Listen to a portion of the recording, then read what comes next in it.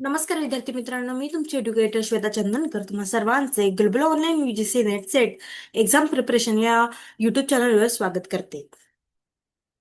UGC net exam 2025 साठी आपण prepare करत आहोत आणि नव्याने आपण ही सिरीज सुरू केलेली आहे. घटक 10 पासून घटक 1 पर्यंत आपण महत्वाचे PYQ प्रश्न पाहणार आहोत. पेपर 2 विषय मराठी यामधील घटक 7 जो आहे साहित्य प्रवाह त्याबद्दलचे महत्वाचे PYQ प्रश्न आपण या व्हिडिओमध्ये डिस्कस केले आहे. याच्या आधी सुद्धा आपण 29 जून 2025 चा नेटचा एक्झामचा पेपर सुद्धा डिस्कस केलेला आहे. ते सुद्धा तुम्ही आपल्या चॅनलवर पाहू शकता. आणि विषय मराठीचा 21 जुलैपासून आपण नवीन बॅच सुरू करतो आहोत मराठीची. त्यामुळे जर का तुम्हाला एनरोल करायचं असेल तर दिलेल्या नंबरवर तुम्ही संपर्क साधू शकता किंवा ग्लोबल ऑनलाईन ऍप प्ले स्टोअरवरून डाउनलोड करू शकता. ग्लोबल ऑनलाईन ॲपसाठी घेऊन आले आहे पूर्ण अभ्यासक्रमाचा कोर्स पेपर 2 विषय मराठीसाठी. या बॅचमध्ये तुम्हाला मिळणार आहे पेपर 1 जो आहे तो मोफत मिळणार आहे. सोबत रेकॉर्डेड आणि लाईव्ह क्लासेस सुद्धा मिळणार आहेत आणि 10 युनिट्सचे नोट्स सुद्धा मिळणार आहे. 20 अधिक मॉक टेस्ट सुद्धा तुम्हाला मिळणार आहे संपूर्ण अभ्यासक्रमावर आणि टॉपिक्सवर. त्यामुळे ही बॅच आहे ती खूप महत्त्वाची ठरणार आहे तुम्हाला जर का तुम्ही मराठीचा अभ्यास सिरियसली करण्याचा विचार करत असाल तर. आणि याचं जे शुल्क आहे ते 10,000 रुपये, पण तुमच्यासाठी खास ते डिस्काउंटमध्ये 8,000 रुपये असणार आहे. जर का तुम्हाला जॉईन करायचे असेल तर दिलेल्या नंबरवर तुम्ही संपर्क करू शकता किंवा ग्लोबल ऑनलाईन ॲप प्ले स्टोअरवरून डाउनलोड करू शकता. ग्लोबल ऑनलाईन ॲप प्ले स्टोअरवरून डाउनलोड केल्यानंतर माय कोर्सेसमध्ये मराठी असं लिहायचं, त्यानंतर असे दोन येणार आहेत. त्यानंतर UGC नेटसेट मराठी या कम्प्लीट कोर्सवर क्लिक करून तुम्ही पब्लिश कोर्स करू शकता. त्यानंतर आपण त्याच्यामध्ये कंटेंट जे आहे ते आपल्याला तुम्हाला दिसणार आहेत. Weekly test, MS SET 2025 paper 1, NET SET paper 2, mock test, crash course, PYQ test सगळं तिथं तुमच्यासाठी अवेलेबल आहे. त्यामुळे ही बॅच नक्कीच तुमच्यासाठी फायदेशीर ठरणार आहे. नक्कीच एनरोल करा. चला तर मग क्वेश्चन्स कडे वळूया. एकदा बघून घेऊ आपण सिलेबस. साहित्य प्रवाह म्हणजे घटक 7चा. या साहित्य प्रवाहाच्या घटक 7 मध्ये आपल्याला साहित्य प्रवाहाचे स्वरूप, व्याप्ती व मर्यादा, साहित्य प्रवाहाच्या निर्मिती, आधुनिक साहित्य, नवसाहित्य, महानगरीय साहित्य, आदिवासी साहित्य, स्त्रीवादी साहित्य, जैन साहित्य, ख्रिस्ती साहित्य, मुस्लिम साहित्य, जनवादी साहित्य आणि मार्क्सवादी साहित्य, सोबतच विज्ञान साहित्य, अल्पसंख्याकांचे साहित्य, बाल साहित्य, कामगारांचे साहित्य, सगळे साहित्य आपल्याला अभ्यास करायचं आहे. कुठे? या घटक 7 मध्ये. ठीक आहे. महानगरीय, नवसाहित्य, ग्रामीण साहित्य, आदिवासी साहित्य सगळं महत्वाचे ठरतात आहे. यावर भरपूर प्रश्न विचारले जातात. स्त्रीवादी साहित्य पण खूप महत्वाचे आहे. ठीक आहे. चला तर मग प्रश्नांकडे वळूया. पहिला प्रश्न आहे, अहिंसा व सत्य ही तत्वे सदाकाळ व सर्व ठिकाणी मानवाचे उन्नयन करणारी आहेत. या विज्ञानाचे उद्गाते कोण आहेत? पंडित जवाहरलाल नेहरू, विष्णू शास्त्री शर्मा, लालबहादूर शास्त्री की नेताजी सुभाषचंद्र बोस? सांगा बघू. अहिंसा व सत्य ही तत्वे सदाकाळ व सर्व ठिकाणी मानवाचे उन्नयन करणारी आहेत. या विधानाचे उद्गाते कोण आहेत? विधानाचे उद्गाते आहे पंडित जवाहरलाल नेहरू. ठीक आहे. त्यामुळे आपलं उत्तर काय असणार आहे? असणार आहे. समोरचा प्रश्न आहे, जो इंद्रियांना जिंकतो तोच खरा जैन होय. हे विधान कोणाचे आहे? मुन्शीभाई वात्रेय, सरदार वल्लभभाई पटेल, मोरारजीभाई देसाई की सर्वपल्ली राधाकृष्ण? जो इंद्रियांना जिंकतो तोच खरा जैन आहे हे कोणी म्हटलं? सरदार वल्लभभाई पटेल यांनी. त्यामुळे आपलं उत्तर काय असणार आहे? असणार आहे. समोरचा प्रश्न आहे, हिंदू म्हणून जन्माला आलो पण मी हिंदू म्हणून मरणार नाही. या विधानाचे उद्गार हे यांचे आहेत? गौतम बुद्ध, लोकहितवादी, डॉ. आंबेडकर की यापैकी कोणीही नाही? सांगा बघू. हिंदू म्हणून जन्माला आलो पण हिंदू म्हणून मरणार नाही. या विधानाचे उद्गार कोणाचे आहेत? ते आहे बाबासाहेब आंबेडकर यांचे. त्यामुळे आपलं उत्तर काय असणार आहे? असणार आहे. या डॅश रोजी बाबासाहेब आंबेडकरांनी बौद्ध धर्माची शिक्षा घेऊन पूर्ण केली. 14 ऑक्टोबर 1956, 14 एप्रिल 1958, 14 जुलै 1960 की 14 फेब्रुवारी 1962? चला सगळ्यांनी उत्तरे द्या. सगळ्यांनी उत्तर द्यायचे आहे. कमेंट सेक्शन मध्ये यायचं आहे. यानंतर आपण घटक 6 सुद्धा घेणार आहोत. घटक 1 पर्यंत आपण जाणार आहोत. आणि ही सिरीज तुम्हाला नक्कीच फायदेशीर ठरणार आहे. कारण अभ्यास करत असताना अवांतर वाचण्यासोबत आपल्या कानावर पण काय येतंय किंवा मग आपण काय ऐकून जे अभ्यास करतो ते सुद्धा खूप महत्वाचे ठरते. जिथून जेवढं ज्ञान आपण घेऊ शकतो, साहित्य वाचू शकतो किंवा ऐकू शकतो ते सगळं तुम्हाला करायचं आहे. यानेच तुम्हाला नेट एक्झाम पास करण्यास मदत होईल. ठीक आहे. तर कोणत्या तारखेला? 14 ऑक्टोबर 1956 रोजी बाबासाहेब आंबेडकरांनी बौद्ध धर्माची दीक्षा घेऊन पूर्ण केली. ठीक आहे. त्यामुळे आपलं उत्तर काय असणार आहे? असणार आहे. नंतर मॅन्युअल ऑफ इंडियन बुद्धिझम या ग्रंथाचे लेखक कोण आहे? विस डेव्हियस, हिरकावा, एचकिन की maxim maxim Gargi? Manual of Indian Buddhism या ग्रंथाचे कर्ते कोण आहेत?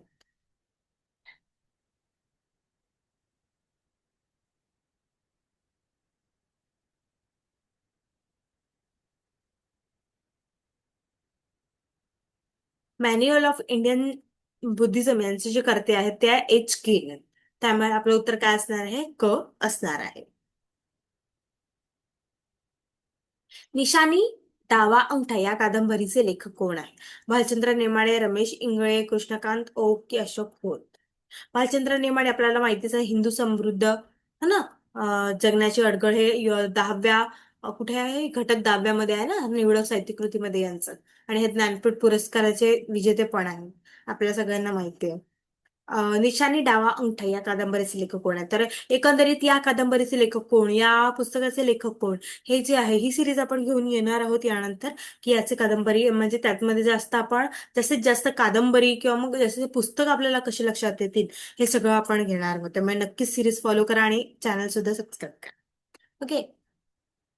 निशाणी, डावा अंगठा या कादंबरीचे लेखक कोण आहेत? अशोक खोत आहेत. ठीक आहे, त्यामुळे आपलं उत्तर काय असणार आहे? ड असणार आहे. नंतर मुस्लिम सत्यशोधक मंडळाची स्थापना या साली झाली. 1930, 1950, 1970 की 1990? मुस्लिम सत्यशोधक मंडळाची स्थापना कोणत्या साली झाली?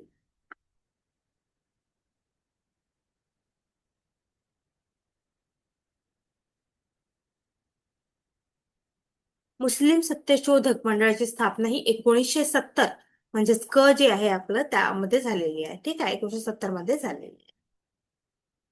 मॅथ्यूचे शुभ वर्तमान हा ग्रंथ इसवी सन 1805 मध्ये येथे प्रकाशित झाला. मुंबई, श्रीरामपूर, कलकत्ता की गोवा? मॅथ्यूचे शुभ वर्तमान.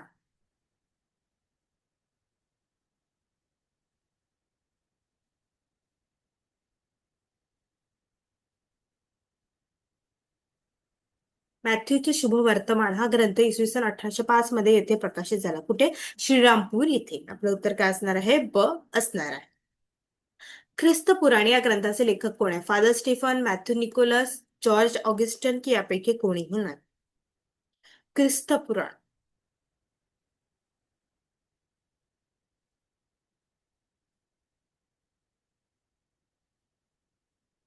सांगा बघू, ख्रिस्त पुराण.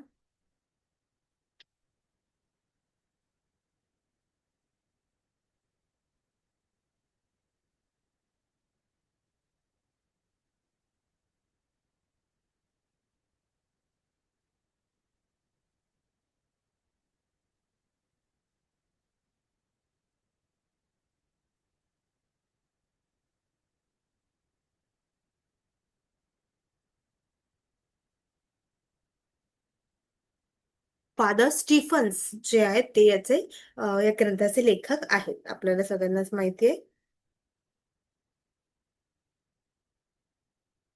ठीक आहे, त्यामुळे आपलं उत्तर असणार आहे अ. त्यानंतर इसवी सन 1942च्या मराठी कृती साहित्य संमेलनाचे अध्यक्ष कोण होते? फादर स्टीफन, फादर फ्रान्सिस झेपेटो, थॉमस ऑगस्टिन की सेंट पीटर? 1942च्या मराठी ख्रिस्ती साहित्य संमेलनाचे अध्यक्ष. तर तुम्ही लक्षात घेऊ शकता की इथे जास्तीत जास्त ख्रिस्ती साहित्य, ख्रिस्ती संप्रदाय, ख्रिस्ती साहित्य याच्यावर जास्त भर दिलेला आहे. सांगा बघू, इसवी सन 1942च्या मराठी ख्रिस्ती साहित्य संमेलनाचे अध्यक्ष कोण होते?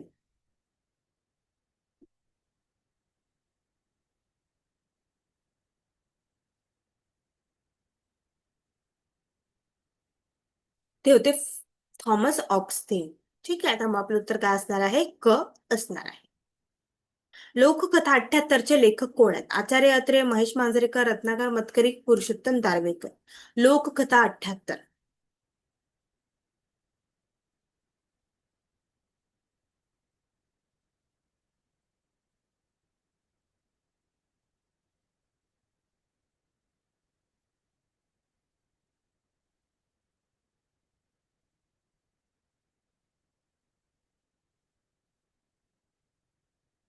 आपल्याला माहितीच आहे, पुरुषोत्तम दारव्हेकर एक सुद्धा म्हणजे एक प्रसिद्ध मराठी साहित्यिक आहे हा ना. आचार्य अत्रे सुद्धा कवी आहे, नाटककार आहेत, पत्रकार आहेत. महेश मांजरेकर चित्रपट दिग्दर्शक आहेत, अभिनेते आहेत हा ना. आणि रत्नाकर मतकरी हे सुद्धा प्रसिद्ध मराठी लेखक, नाटककार आणि दिग्दर्शक होते, है ना, जे बालसाहित्यांसाठी किंवा लोककथांवर आधारित लेखनासाठी विशिष्ट ओळखल्या जात होतं. ठीक आहे. तर लोककथा 78 जे आहे ते आचार्य रत्नाकर मतकरी यांनी लिहिलेले आहे. ठीक आहे. त्यामुळे आपलं उत्तर काय असणार आहे? क असणार आहे.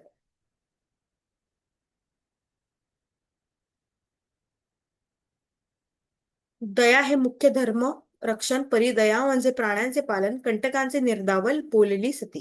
संत तुकाराम, संत तुकडोजी महाराज, संत समर्थ रामदास की संत गोरा कुंभार. हे ह्या पंक्ती, ह्या ही वाक्य जे आहे, ह्या ओळी जे आहेत ते कोणाचे आहेत? ह्या विचारलं आहे.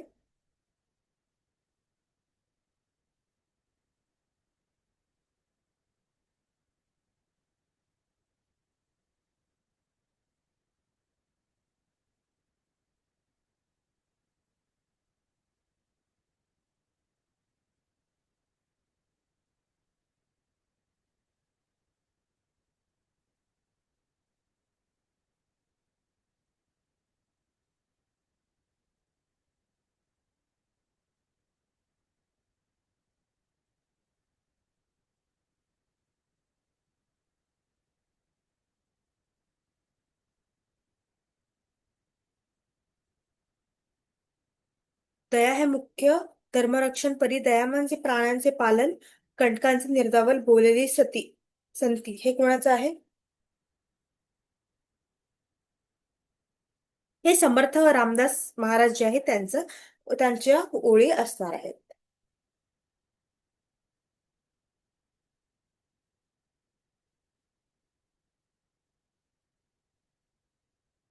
हे आंतरराष्ट्रीय महिला वर्ष म्हणून पाळण्यात आले. इसवी सन 1943, इसवी सन 1953, इसवी सन 1963, इसवी सन 1973.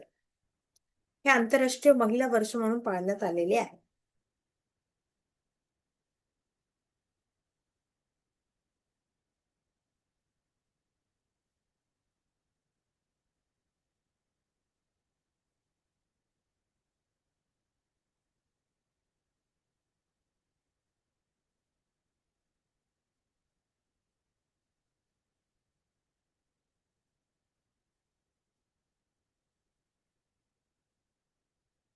इसवी सन 1975 जे आहे ते आंतरराष्ट्रीय महिला वर्ष म्हणून पाळण्यात आलेले आहे.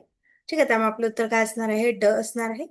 नंतर आंतरराष्ट्रीय महिला दश थोडं प्रॉब्लेम झाला. ठीक आहे. हा प्रश्न इथे इसवी सन, हे डॉट जे आहे ते खूप मोठं आहे. ठीक आहे. 45 इथे लिहिते. 45 ते 55, इसवी सन 1955 ते 65, 1965 ते 75, 1975 ते 85. आंतरराष्ट्रीय महिला दशक कोणता आहे? तर 75 ते 85 जे आहे इसवी सन, ते असणार आहे. ठीक आहे. हे जे टिंब आहे ना त्यामुळे ते थोडंसं असं झालेलं आहे. समोरचा प्रश्न आहे, स्त्रीवादी साहित्याला वाहून घेतलेले नियतिकालिक कोणते आहे? अभिरुची, अस्मिता, आपण, अप्रतिम, बया, बायचा, चाररोगी मिळून, साऱ्याजणी, साधना, सत्यकथा, स्त्री, उवाच, दर्पण, अभिरुची, चारचौगी दिशा. सांगा बघू. स्त्रीवादी साहित्याला वाहून घेतलेली नियतकालिके कोणती आहेत?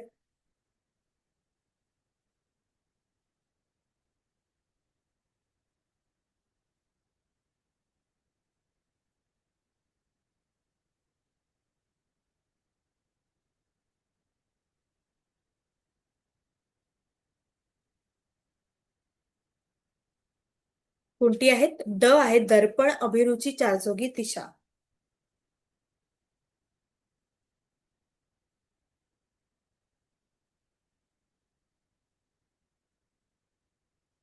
दर्पणचं मी थोडा डाऊट आहे. ठीक आहे. अभिरुची, चारचौगी आणि दिशा हे उत्तर आहेत.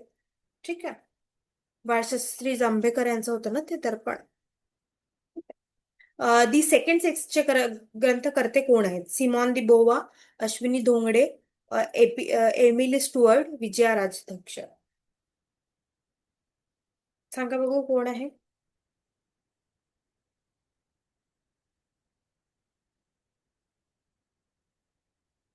कोण आहे? त्या आहे सिमान दी बोवा. तुम्ही नाव ऐकलं असेल. जेव्हा केव्हा तुम्ही स्त्रीवादी साहित्य वाचाल तेव्हा यांचं खूप महत्वाचं योगदान आहे. ठीक आहे. हे एक अस्तित्ववादी तत्वज्ञानी सीमा डी बुवेअर यांचे स्त्रीवादी तत्वज्ञानाचे पायाभूत काम आहे. 1949ला ते प्रकाशित झालेले आहे. ठीक आहे हे ग्रंथ. त्यानंतर हे फ्रेंच भाषेत लिहिलेलं आहे. याबद्दल आपण जर का बघितलं, पण याचा अनुवाद खूप साऱ्या भाषांमध्ये झालेला आहे.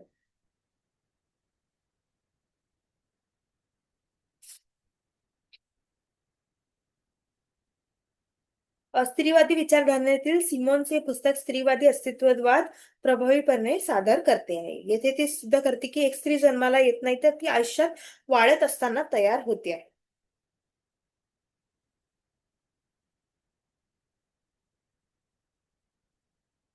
ओके.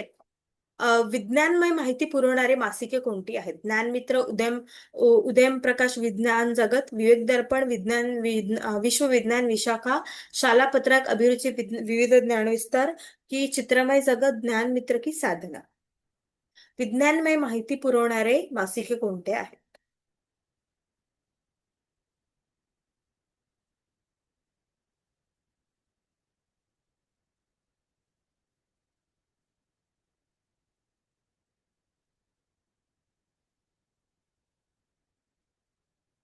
विज्ञानमय माहिती पुरवणारे मासिके कोणती आहेत?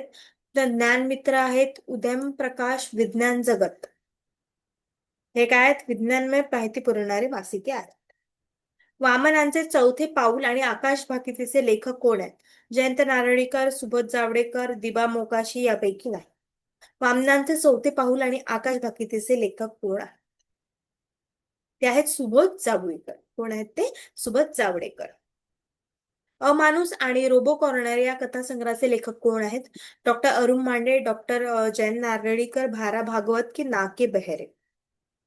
अमानुष आणि रोबो कॉर्नर या कथासंग्रहाचे लेखक कोण आहेत?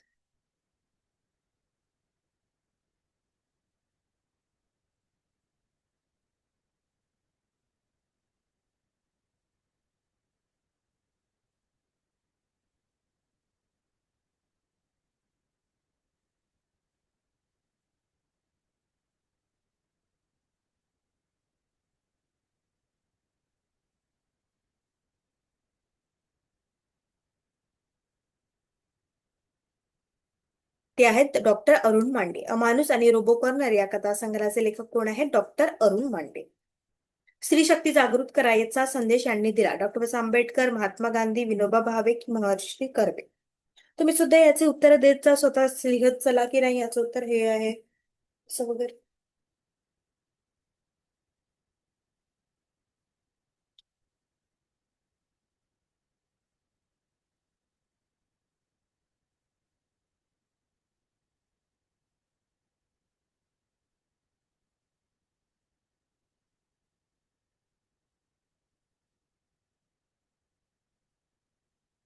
स्त्री शक्ती जागृत करा हा संदेश विनोबा भावे यांनी दिलेला आहे. त्यामुळे आपलं उत्तर काय असणार आहे? क असणार आहे.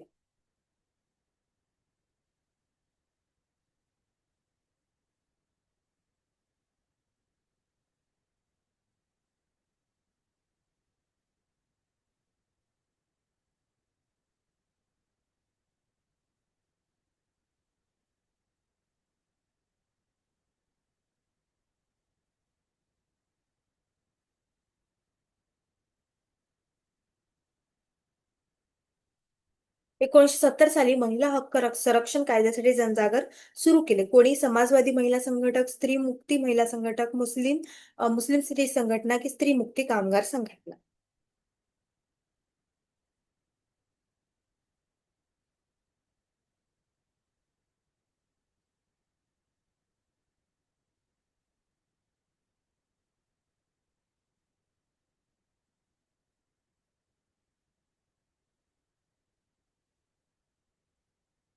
ते आहे स्त्री मुक्ती महिला संघटना. ठीक आहे.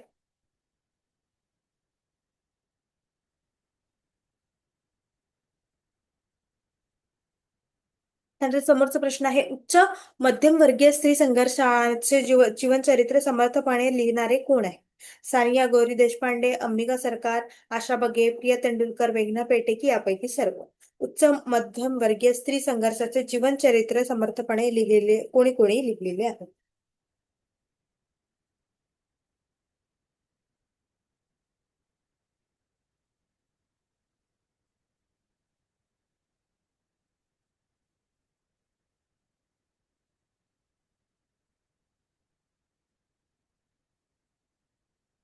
यापैकी सर्व उच्च मध्यम वर्गीय स्त्री संघर्षाचे जीवनचरित्र सानिया, गौरी देशपांडे, अंबिका सरकार, आशा बगे ह्या खूप महत्वाच्या आणि खूप मोठ्या मोठ्या लेखिका आहेत है ना. यांच्या खूप मोठे मोठे जे आहेत कादंबरी कथालेखन खूप महत्वाचे आहे. ठीक आहे. त्यामुळे यापैकी सर्व जे आहेत ते आपलं उत्तर असणार आहे. जयंत नारळीकरांनी सुरुवातीला विज्ञान जनसामान्यापर्यंत पोहोचवण्यासाठी कथालेखन केले, तर पुढे त्यांचे विज्ञान कथा व कादंबरी लेखन चिंतनशील झाल्याचे दिसते. पूर्वार्ध बरोबर उत्तरार्ध चूक, पूर्वार्ध व उत्तरार्ध बरोबर, पूर्वार्ध व उत्तरार्ध चूक, पूर्वार्ध चूक उत्तरार्ध बरोबर. सांगा बघू काय असणार आहे. जयंत नारळीकरांनी सुरुवातीला विज्ञान जनसामान्यापर्यंत पोहोचण्यासाठी कथालेखन केले, तर पुढे त्यांचे विज्ञान कथा व कादंबरी लेखन चिंतित चिंतनशील झालेल्याचे दिसते. पूर्वार्ध व उत्तरार्ध बरोबर असं म्हणून आपलं जे उत्तर आहे ते ब असणार आहे. ठीक आहे, मग आपलं घटक 7चे पार्ट 1 पार्ट 2 झालेले आहे. त्यानंतर आता आपण 6कडे वळूया आणि त्यातलेच काही महत्त्वाचे प्रश्न सुद्धा घेऊया. ही सिरीज आपण 1 पर्यंत कंटिन्यू करणार आहोत. त्यानंतर आता जे महत्त्वाचे विचारणार आहेत आपल्याला, पुस्तके कोणाची, कादंबरी कोणाची, कविता कोणाची, ते सगळं आपण घेणार आहोत सिरीजमध्ये. नक्कीच नक्कीच तुम्हाला फायदा होईल आहे याचा. आणि जर का तुम्हाला मराठीचं बॅच जॉईन करायची असेल, जी 21 जुलैपासून सुरू होते आहे, तर तुम्ही दिलेल्या नंबरवर संपर्क करू शकता किंवा ग्लोबल ऑनलाईन ऍप प्ले स्टोअरवरून डाउनलोड करू शकता. Thank you so much. धन्यवाद.